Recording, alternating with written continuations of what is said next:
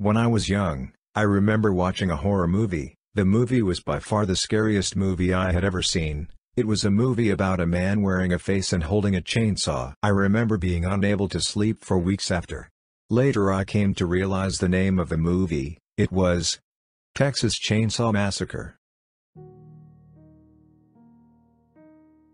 The story of Leatherface starts with a woman who died after giving birth to a deformed baby. The baby is then put into a dumpster, and left for dead. Later the baby is found by Luda Mae Hewitt. She decides to raise the baby as her own, and gives him the name, Thomas Hewitt. In the years that follow we discover that Thomas has a skin disease, and that Thomas is mentally disabled. Because of this, Thomas has no friends, and he gets bullied at school. He also has a tendency towards self-mutilation.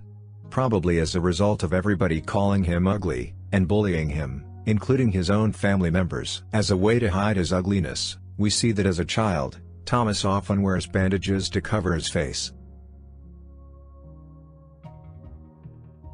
30 years later Thomas works at a slaughterhouse, but when the company is shut down, Thomas refuses to leave, and brutally murders his boss. When the local sheriff tries to arrest Thomas, he is killed by Luda Mae's son, Charlie Hewitt. Charlie then steals the sheriff's identity. He becomes Sheriff Hoyt.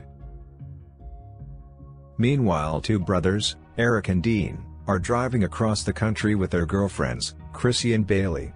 While driving they suddenly get shot at by a woman named Alex.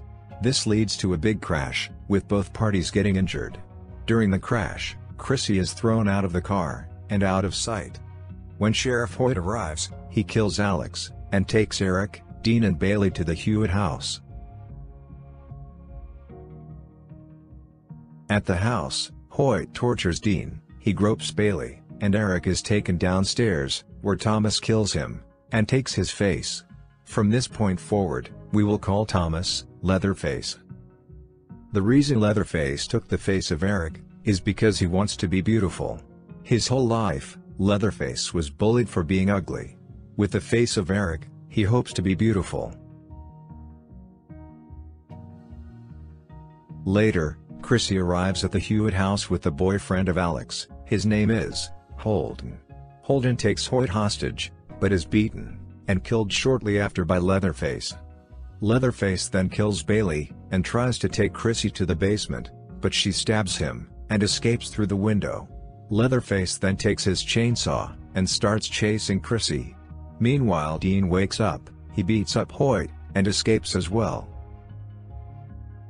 Chrissy goes to the slaughterhouse, Leatherface follows her, and just when he is about to kill her, Dean intervenes, and gets killed instead. Chrissy finds a car, and escapes.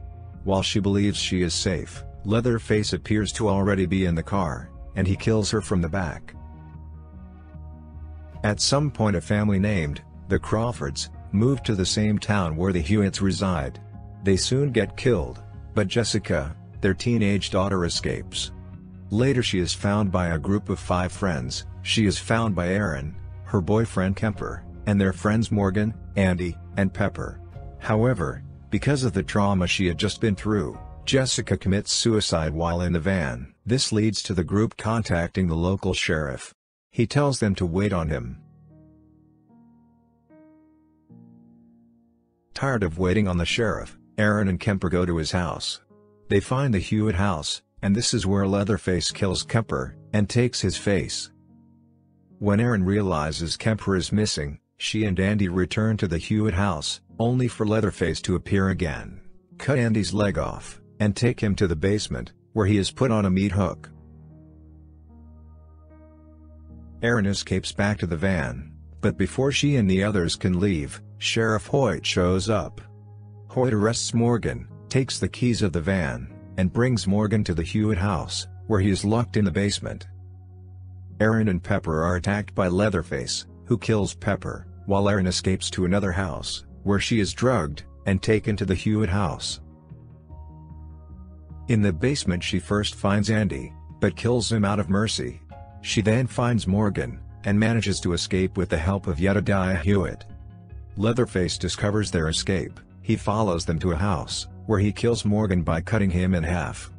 Erin escapes to the slaughterhouse, where she cuts Leatherface's arm off. A wounded Leatherface falls on the ground, and screams from the pain.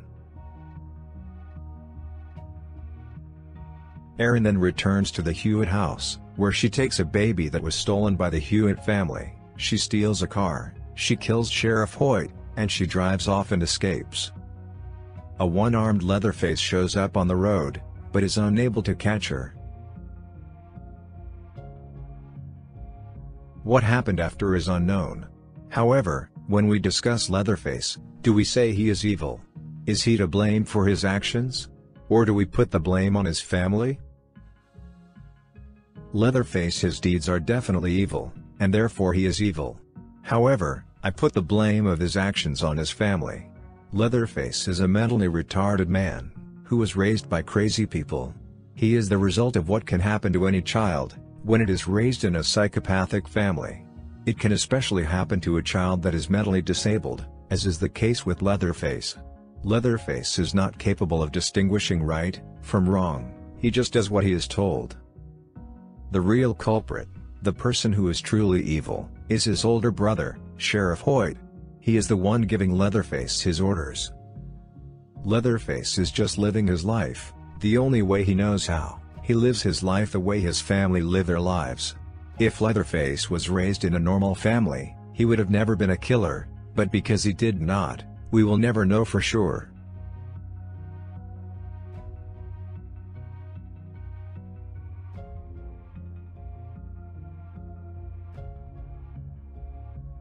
I hope you guys enjoyed this video. Please leave a like and subscribe if you would like to see more.